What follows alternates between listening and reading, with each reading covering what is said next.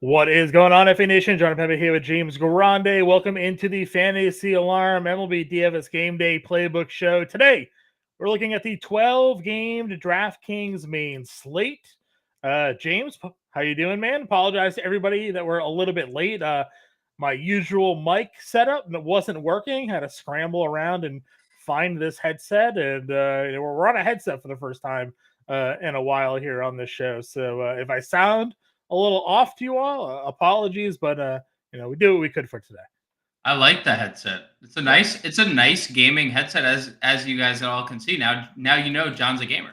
I mean, if that wasn't already obvious. I do dabble in some Call of Duty, play a lot of World of Warcraft. So when we're not talking fantasy sports, the headset does come in handy. You know, it would be fun, John. Call of Duty has the remote talk, right? Like when someone's near you, proximity chat. Yeah, proximity chat. It would be fun if in the DFS standings, like when you got to like a certain tier, like if you were in like a top 10, you could just proximity chat to people. Proximity chat all the people in the top 10 with you. Yell at them. It's like, why did you play that guy? Why did you play? Yep.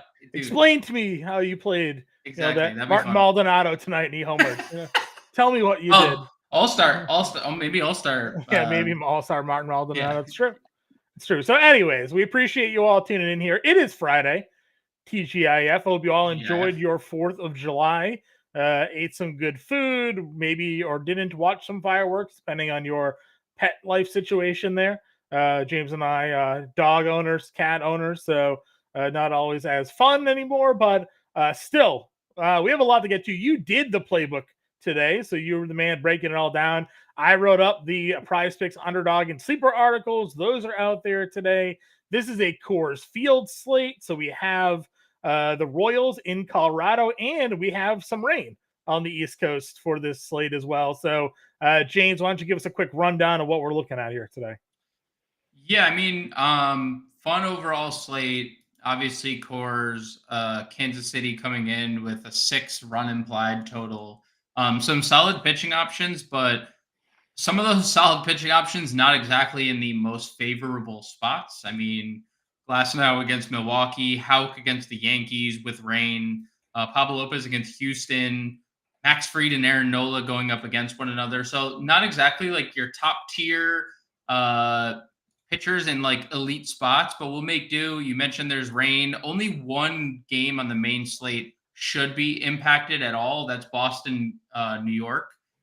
You versus me tonight, John. So good luck. Maybe we'll have a friendly wager after this one. Actually, just kidding. Yankees are 5-14. That's 19. I don't want to wager. I was gonna say the Red Sox are closing the gap there on the second first wild card spot. Yeah, it's great. It's great. So much fun. I'll say this: I do have Nasty Nestor in all 3 of my articles here today. This man loves pitching in New York, and the Red Sox love striking out against left-handed pitching. So. Those 2 things could allow for a profitable evening here when it comes to Nestor Cortez. So let's jump into pitching and let's get your thoughts. Tyler Glasnow is $10,800 up at the top. Tanner Houck against the Yankees at 96. Lopez versus Houston 94. Bybee against San Francisco 92. Fried versus Philly at 9,100. Yeah, I mean, I think they all have a case. Tyler Glasnow obviously priced incredibly high. I think it's hard to get him plus like Bobby Witt and comfortably build out the rest of your lineup. So I guess it just depends on roster construction. Of course, he is the highest rostered pitcher by a pretty substantial mark, currently projected 2x higher than anybody else. So you can get to Glasnow. I think Houck, coming off his worst start of the year, there's obviously, everyone is allowed a blip in the radar. He allowed 2 home runs prior to that game, and then he allowed 3 in one singular game. I'm not saying that couldn't happen again because, he can make the perfect pitch against Aaron Judge and Juan Soto, and it doesn't matter. But obviously, an elite GPP play that no one's going to play because just naturally you're like, oh, Yankees can't use pitchers against them. I think he's fine in tournaments. Same thing goes for Lopez. I talked to you forever about the peripheral numbers eventually coming around on Pablo Lopez. They have now. Seattle and Oakland were his last 2 opponents. Houston is not either of those teams, Right. at least offensively. So I'm okay with Lopez in a tournament. I've really settled on Bybee in this tier. He has been incredibly consistent all year, but especially of late. I mean, you just look at his last 10 starts, sub 3 ERA, nearly 22 fantasy points per game, and a lot of strikeouts outside of the Kansas City game. I mean, you're talking about a guy with a eight start stretch of 6+ strikeouts in a row. And obviously, he has a lot of win equity. San Francisco going with an opener tonight, and Cleveland's offense is obviously elite. Now, with the wind tunnel removed, I don't know if you've seen this whole thing about Cleveland and their wind tunnel, and that's why there's offense now. I digress, but I think Bybee would be my top 9K plus tier pitcher. All right, yeah, I don't really have a strong lean on any of these guys, to be honest with you. I do think that there's obviously always some merit to Tyler Glasnow. Given the strikeout upside and the win equity that he's going to certainly have there. The Yankees' recent struggles obviously make Tanner Houck at least somewhat appealing. Outside of Judge and Soto, they're really the only two guys in that lineup that had been producing. Now they got Ben Rice leading off. He homered the other day. Maybe that is yesterday. Maybe that is something to turn their lineup around a little bit, but not to we'll wait and see, I guess, when it comes to that. The next tier down, I think, is interesting because you have Luis Castillo at home, where we know he pitches a lot better. We have Kevin Gausman, who's been struggling, but in a strikeout upside matchup for him against Seattle. We have Cole Reagans, where nobody really ever likes to pitch starting pitchers in Coors, but we know Reagans an elite strikeout guy. Colorado, not a great offense. This next sort of mid-tier is kind of intriguing for me. Why did you skip Aaron Nola's name? I don't know. The Atlanta thing in Atlanta still worries me at times. Does it worry you when I tell you that since June 1st, Atlanta's 25th in OPS, WOBA, WRC plus with a 25% strikeout rate? Yeah, and they are 0-27 this year when they've given up 3 earned runs or more. Well, do you think that Freed's going to give up more than 3 earned runs? I think there's a good possibility that 3 runs could be scored. Maybe. And then Aaron Nola is in great form outside of one bad start against Boston. Like, great form. Yeah, again, this is a divisional matchup. They obviously have seen a lot of Aaron Nola. And this lineup, this has been a song and dance with them all season long, and then they will have a game or 2 or 3 where they get hot. So I don't know. I think I'd rather take my shot on Castillo for $100 cheaper, or I don't mind Nestor Cortez, sort of given his home splits here and he's had some success in home against Boston. And then Cole Reagans for me in Coors. I'm not shying away from that spot either. The Castillo thing I'm totally out on, just with how bad he's been outside of his Texas start. It's just been pretty ugly. The strikeouts are way down, and we're paying $8,700 for not a premium there, which is very interesting. Like less than a strikeout per inning. I mean, basically at a strikeout per inning, but again, his home numbers are what I'm looking at. The guy 3.19 ERA, almost 20 fantasy points, over a K per 9 at home. And this is a trend now going back to last year. He just pitches better at home. It just doesn't give up, generally as many runs, doesn't give as many home runs. So kind of riding sort of that theory. Plus, Seattle's offense hasn't been great, but Kevin Gausman's also been terrible. So like, he's been really bad. There's an equal chance that Seattle scores runs tonight. Julio Rodriguez homered the other day. Maybe he's starting to wake up a little bit. We know his second halves can be, epic. So, I think I'd rather give Castillo, Cortez, or Reagans a nod over Nola. I mean, again, I understand the numbers for you. If you feel better about Nola, that's fine. That's kind of where I'm at, though, with the slate. Yeah, I like Reagans. I'm not really getting to Nestor or Castillo, but I do think Reagans is a little bit interesting. I thought it popped for me when I saw Reagans with the best strikeout odds of the day in Coors Field. -7 or 7.5 strikeouts, -120 earlier today on DraftKings Sportsbook, which says a lot. Tyler Glasnow's on the slate. Kevin Gausman faces the highest striking out team in baseball, and Cole Reagans had the best and highest odds for strikeouts tonight. And plus, you will not see Cole Reagans at $8,200 again this year. Right. This is the only time you'll get that number. Yep, I agree with you.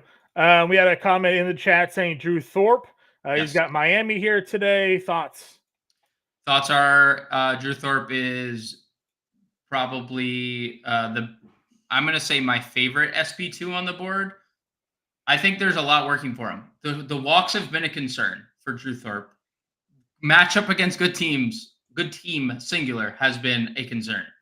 This is his 5th game of the year, 4 of which will come against subpar offenses.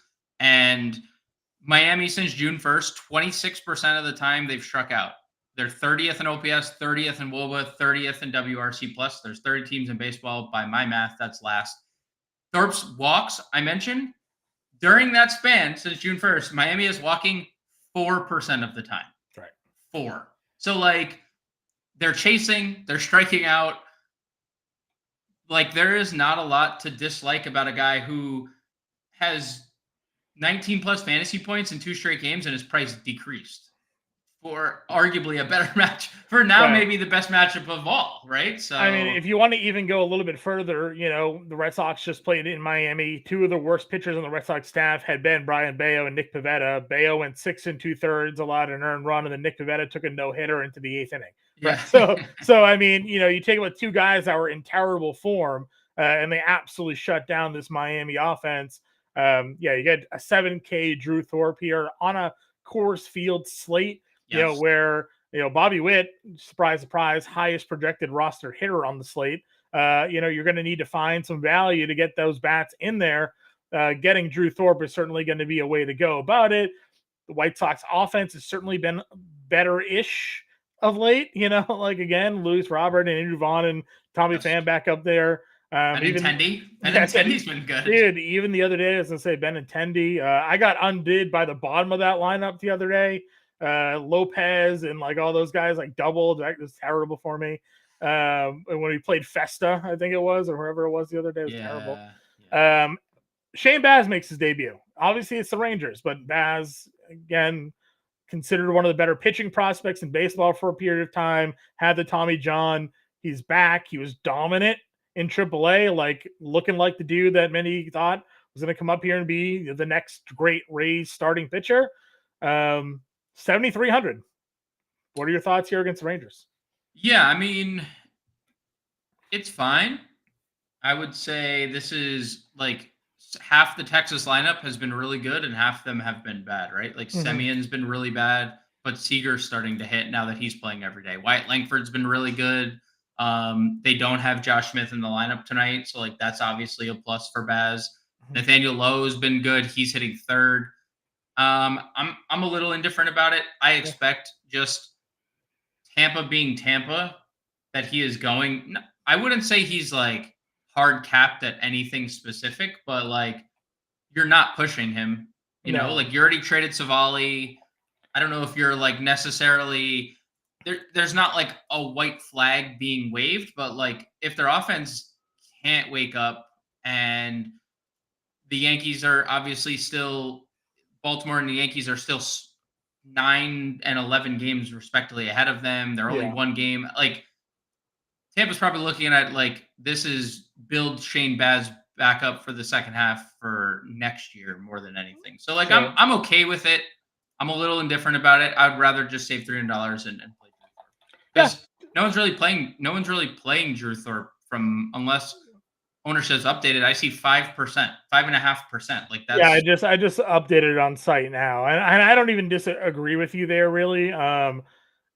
Baz did pitch a little bit deeper into games over the last month or so. Sure. Obviously, he got built up, but he's not coming off of an injury. He's made a decent amount of starts this year. And I guess you're probably not incorrect. Like this isn't necessarily the spot to go for him, but like we know the strikeout upside's there with this kid. Like he can go out there and he probably has I'm not gonna say probably, he definitely has a higher overall ceiling than Drew Thorpe does. Correct. But matchup wise, obviously you give Thorpe the lean there. Anybody else on this slate that you'd pitch? No.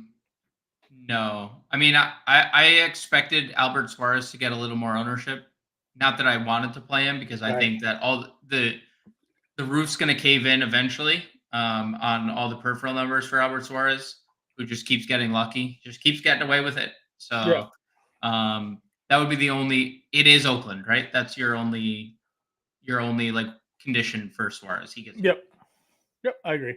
All right, catcher. Where are we plugging today? So you can definitely. I think this is a slate you can definitely spend, right? Salvi, obviously 57, hitting fourth tonight. Rutschman hitting 400 against lefties. I think right off the bat, two guys you can spend up on. I'm not getting baited by the David Fry versus lefty. It's only going to be, he might not even face a lefty, right? They might go to the, he might be out before David Fry faces a lefty. I think the next name we get to, Connor Wong, 4K. I like Freddie Furman hitting sixth today. He leads Kansas City this year in OPS against left-handed pitching. 890 on the year. So this is my first plug today. Yeah, honestly. I think Kansas City's lineup is really weird today because I want Witt, but then I want like the middle to bottom portion of their lineup where like I think the portion above that is a little too expensive. Like Garcia's too expensive. Yeah. Hunter Renfro's your third highest rostered player today. So I think he should, and I think he should be. To be fair, but I think Furman is the top per dollar catcher. But like all this other stuff, just give me Rortvin. Like, why would we not at this point just play if you're not playing like anyone else? Like, dude, he just hits. I don't know where this was. Like, get him out of the Yankees uniform. I don't want to see this anymore. Because he did not do this in the Yankees uniform, I'll tell you that. But he just continues to produce. So yeah, my lone take on that is just Lorenzen and the lefty splits. Gave up a home run against a lefty last time out. He did. Still, they're just hitting 129 off him on the year with a 220 WOBA. It only can get better from there, John. It can only get better from there. Possibly, I guess that's fair. Over his last 5 starts, lefties hitting 196 off of him. So, I mean, again, like, sure, maybe overall numbers, there's a turnaround coming, but those numbers, obviously, he's got a large sample size at this point this year of just shutting down left-handed hitters. So, but it's a punt, right? Like we're punting. It's 3K. Like it's a way to get like comfortably spend elsewhere. That's fair. First base. We got obviously the Dodgers bats against Savali making his debut for the Brewers here. You mentioned Salvi already. What are you looking to do up at the top? I'm pissed, by the way, as an Aaron Savali season-long weekly lock owner. Yeah. He was not pitching against the Dodgers when the week started. I'll tell you that. I believe in Savali, but the numbers against lefties are not good. So you can play either Dodger first baseman. I think Freddie Freeman is an elite play if you want to save $1,100 off Ohtani. You can obviously play Pasquantino. He's been really good of late. 350, almost 1,000 OPS his last 10. So you can hitting third. How do you look at Christian Walker and not just be like, he is in absolute God mode right now? And I know like this, whatever was happening in Dodger Stadium, it's been happening all year in Dodger Stadium. Yeah, 9 homers in 9 games. It's insane. It's insane. But like, he also has 5 straight multi-hit games in general. And like when we're talking about Randy Vasquez, a guy averaging nearly 2 home runs per 9 innings, and I know most of it's come against lefties, but he's still a guy who doesn't strike anyone out. And when Christian Walker like doesn't strike out, like, and we're in this type of mode, I mean, that he has double dunk potential every night. So 5,100, no one played him last night except James. Not that anything else went right for James, but I saw your tweet. 5,100 is too cheap when this version of Christian Walker is currently. I mean, we've seen this now for 2 years, right? He had 36 and 94 2 years ago. Last year, he had 33 and 100. Got off to a little bit of a slow start. Now, obviously, 5 homers over the last 3 games makes your numbers look pretty good. But this is a guy that does hit him in bunches. You're not wrong, though. Obviously, Randy Vasquez, the numbers against righties versus numbers versus lefties. Numbers versus lefties, I don't even think are legal to say out loud. I mean, they're not. They're not. They're that atrocious. Still, though, 450 slugging against righties, certainly has some power there. And Walker can take anybody deep. If you're looking down in the mid-tier range here, Candelario is going to hit from the left side. I know he's generally better against lefties, but Reese Olson's another one. His last 5 starts, Reese Olson against lefties are hitting over 400 against him with the 600 slugging percentage. So you flip Candelario around, he's at home, hitting third tonight against Olson. I think that's a spot we can look to attack. Yeah, I agree. This is definitely has been the better side for him. And Reese Olson I think he's gonna have a tough time pitching in Cincinnati. So I like Olson. I'm not gonna overlook the man above him either. Ryan Mountcastle, he's hit lefties really well this year. Has been fine, just a tick under like a 200 ISO, but he's been notoriously good against lefties. Carlos Santana has actually been pretty good against righties lately, John. I mean, the Twins have been incredible against righties in general, but even Santana as well. So I think that trio in the mid tier makes a lot of sense. Yeah, for sure. And obviously we'll get to Miranda here in at third base. Oh, we will. 5 for 5 for our guy. We were the first ones on Jose Miranda, right? Yes, we were. We definitely were. All right, value plays here today. Anybody you're in on? Yeah, just Ben Rice, $2,900 leading off. He's going to get pitches to hit. Really good approach at the plate. Really good eye. He has, 7 walks in 15 games. Doesn't really swing at bad pitches. So I like Ben Rice with the short porch in right field. You got Diamondbacks lineup. Just making sure Christian Walker's in there. I'm sure he is. He's hitting fourth. So there you go. Christian Walker in the lineup tonight against Randy Vasquez. All right, second base.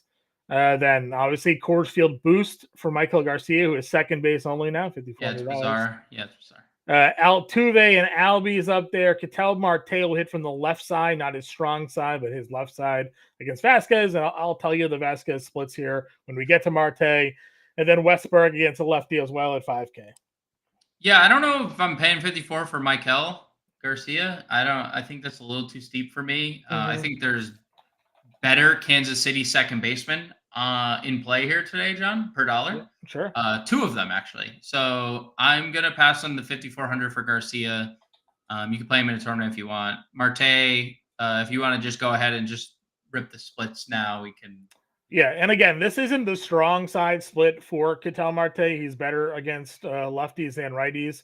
But Randy Vasquez against left-handed hitters this year is a 449 batting average, 674 slugging, 505 weighted on base, 2.5 homers per 9. He's got a 2.7 whip against them. I mean, just a 460 batting average, balls in play. His xFIP is over 5. His FIP's over 7. I mean, these are just atrocious numbers here.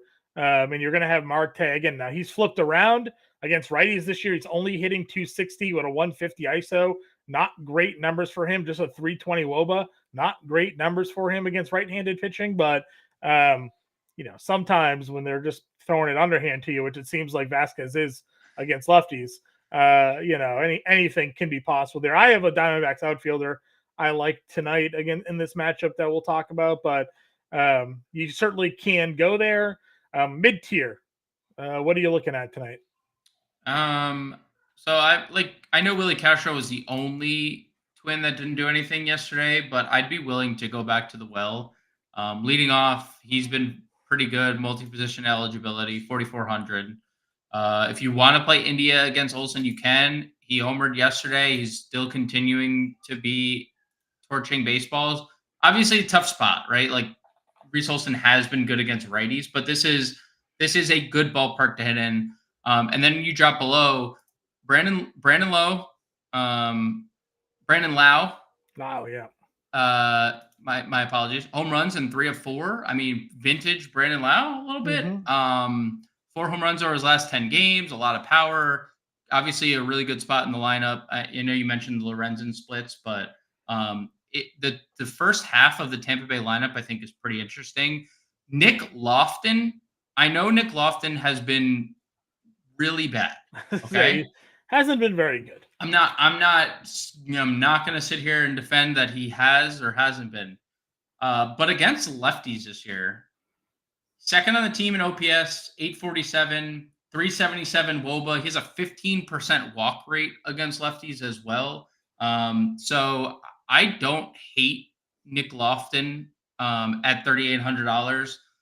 Hitting seventh connects with your Furman hitting sixth and connects with the outfielder you previously mentioned hitting fifth. Sure. And then they're also playing Garrett Hampson hitting eighth, who is also second base outfield eligible, who also hits lefties relatively well. 747 OPS this year, 327 WOBA. Former Rockies player, so he's familiar. Former Rocky, right. You can get, there's a lot of cheap exposure to Kansas City if you wanted to play all these guys, and two of them reside here at second base. Sure. Anybody else? Salute to Colt Keith hitting second tonight. Lefty-righty matchup. Back-to-back really good games for him going up against Carson Spires. Third base. Again, Jose Ramirez up there against a lefty. I know you mentioned, one at bat, most likely going to get there, and then a new guy's coming in, $6,300. Where are you looking to spend up tonight? I'm not really. This is a position I'm taking savings. I think shortstop is an elite position to spend up on.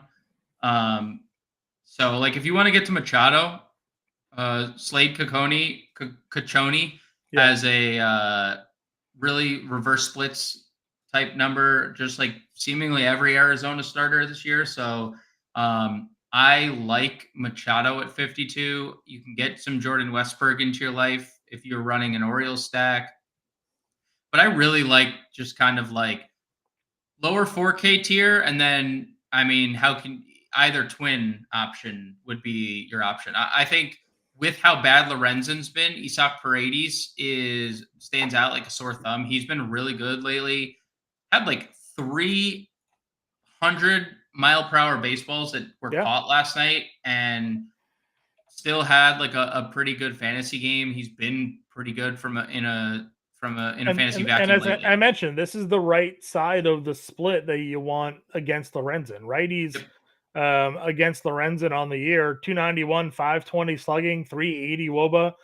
He's allowing 2.1 homers per 9 to right-handers. He's got a FIP over 6, next FIP near 5. So, if there was a side of this matchup, I know you've mentioned a few lefties, but Paredes certainly fits the bill. A ton of power. And this is a dude that I had targeted in redraft leagues like before the season began, because the ISO numbers for him were just insane, as with the hard hit rate, and those numbers are really continuing to shine through there. Our guy Howard Bender in the chat saying he built on the previous show. He had Josh Smith, had to move off him, obviously paid down for Sedon to get some extra money in there. So we'll see if Bender's lineup can come through. I know he's in that DFS contest that he plays, and I'm forgetting the name of it there, but we got it.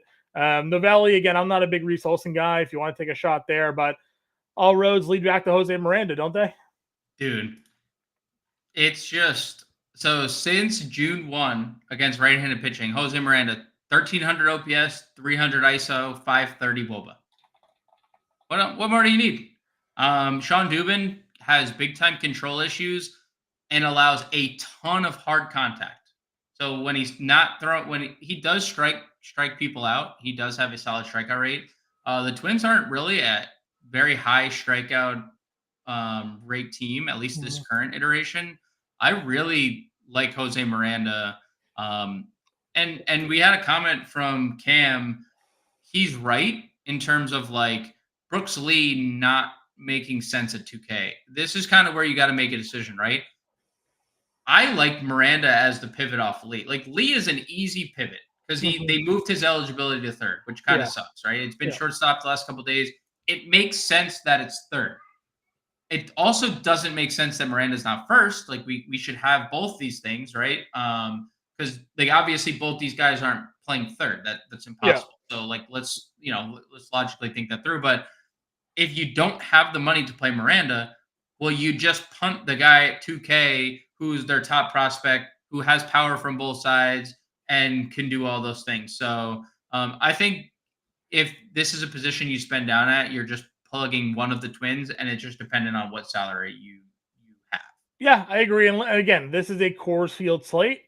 you're trying to spend up. They moved Brooks Lee out of shortstop, which is a huge benefit to us.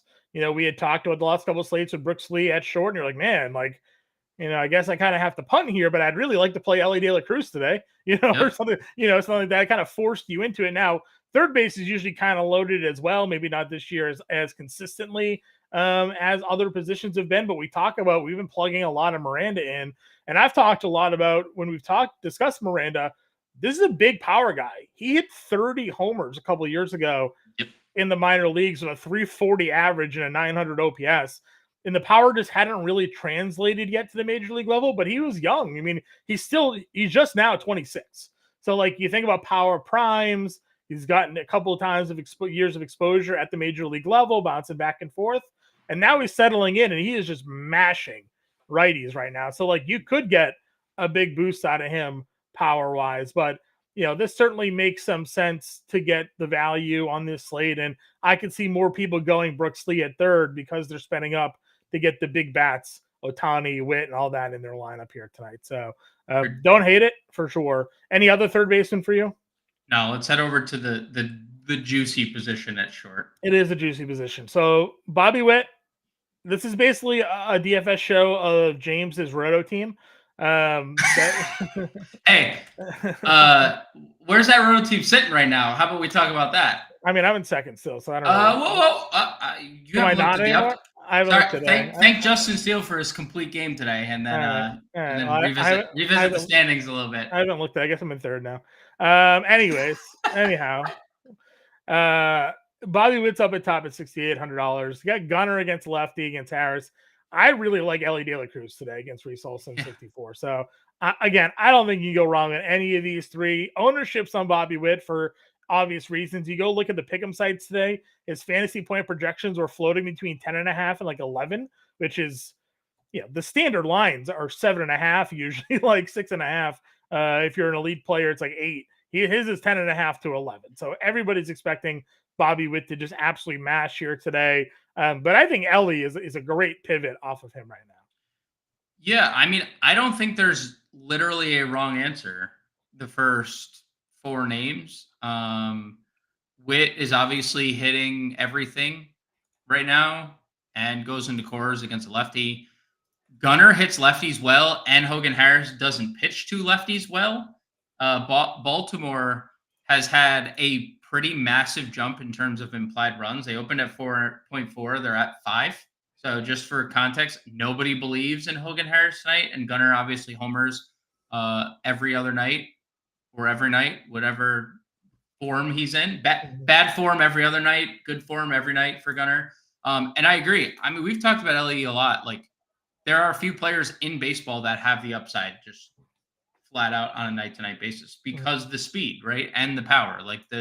Those two things, not many players across the game have. And you're saying that, and now you're putting him in Great American. So, yeah, I don't think there's a wrong answer. Even to a lesser extent, Trey Turner has been amazing since returning from the IL. So, all 4 of those guys, Correa at 52 is in a great spot against Sean Dubin.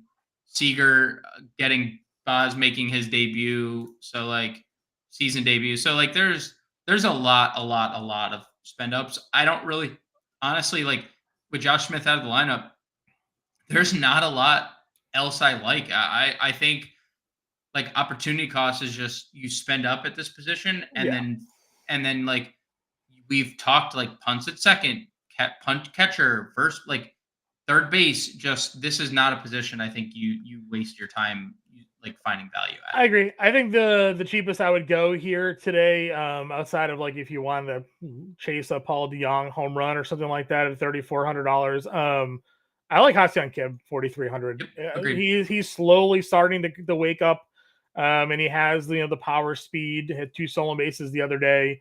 And again, Slade Ciccone, decent little prospect that they had, but not there, not there yet, and more of a back end rotation guy, if anything. So willing to take a shot there. We've talked a lot of value. It gives us opportunities to spend up. Outfield, of course, has a ton of spend up options. Coors Field aside here, because the Royals outfielders are actually rather affordable. Yeah. What are your thoughts on this position? Yeah, I mean, you could obviously play any of the top three if you want.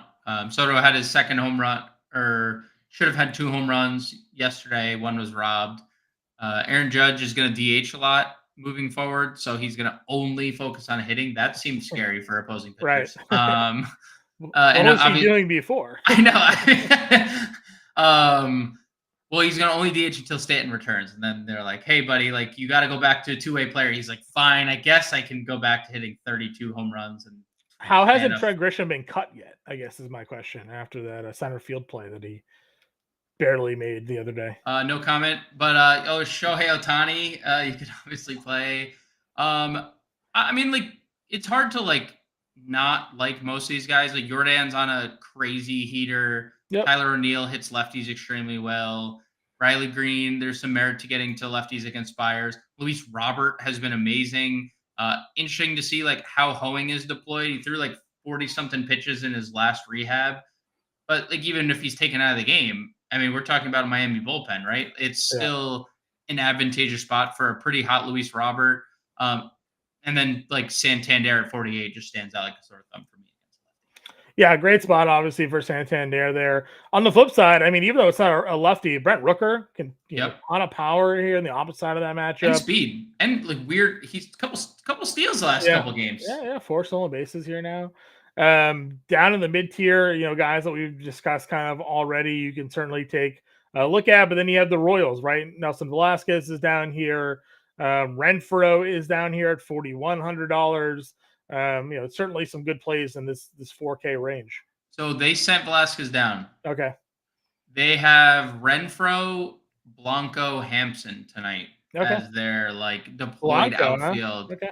Yeah, he's actually had good numbers against lefties this year. 818 OPS, 182 ISO, 348 WOBA. Another guy who's like not necessarily coming into this game doing anything. He also has a ton of speed. That dude is fast. So if you wanted to play Blanco just because he hits lefties, wouldn't surprise me. As soon as a righty comes in, he is the biggest candidate on the Royals to be pinch hit for. So like that's obviously something to monitor. But I think Hunter Renfroe, you mentioned it, he's like the third highest rostered bat of the day, as he should be. I mean, he had a great June, 300,000 OPS, 300 ISO, 4 home runs after like an incredibly slow start, spent time in the IL, and his career against lefties has been incredibly fun. I mean, 846 OPS, 256 ISO against lefties. He's done nothing but hit home runs his whole career against lefties. Firsthand, he did nothing but mash lefties in Boston. He's done that basically at every stop and has finally started doing it for and hard not to like him hitting fifth, right? Like that's an elite lineup position too. So I think like of the 4K tier, I think like he stands out the most. There's obviously options. I figured you were talking about Jock Peterson earlier at 4,700 when you mentioned Arizona outfielder. Yeah, but McCarthy's there as well down here that you can. But McCarthy's there, and then you have like Buxton 43. Jackson Merrill. Jackson Merrill and Profar both like relatively cheap. I mean, Cocconi is not good. Like I know he has better numbers against lefties, but like Profar and Merrill are in crazy white hot form. Like it's hard not to like either of those guys. No, I listen for sure. I think any of this 4K range, I think is in play here. Eloy 4K if you want to go with your White Sox stack. Russ Snyder against Cortez. Guy that hits lefties pretty well. I do think that Nestor's going to pitch, well here today. What else are you looking for value? So I think Josh Lowe hitting fourth is a little interesting. I know the splits, but just if you're playing a Tampa stack specifically, Randy Arozarena a little bit higher is a little bit interesting fifth. I think the top 5 for Tampa plus Rortvedt is interesting. So I like all those guys. Going down the list, Ceddanne Rafaela, we didn't talk about him as short. 3,600 is interesting. Martini 3,400 homered on Sunday.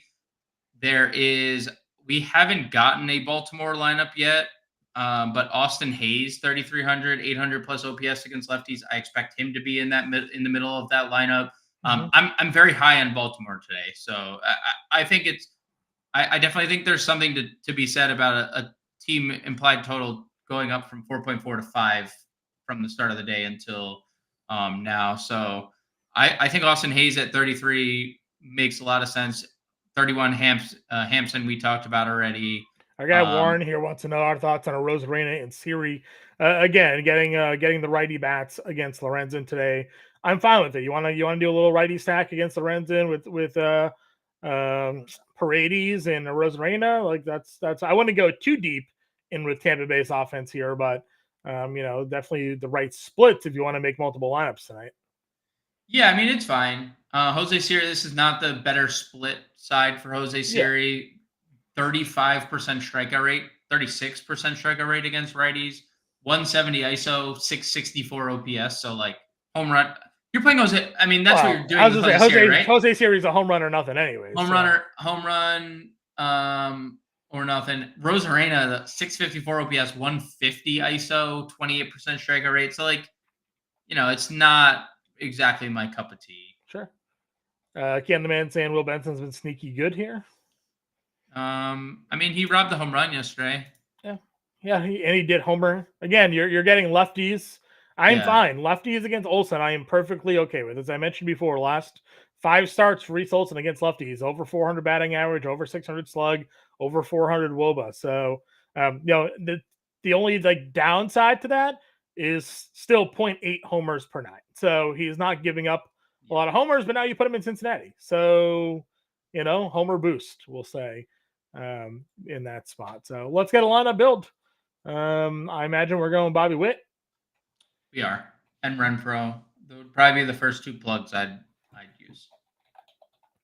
And Renfroe, we'll go Lee then at third base. Get the value.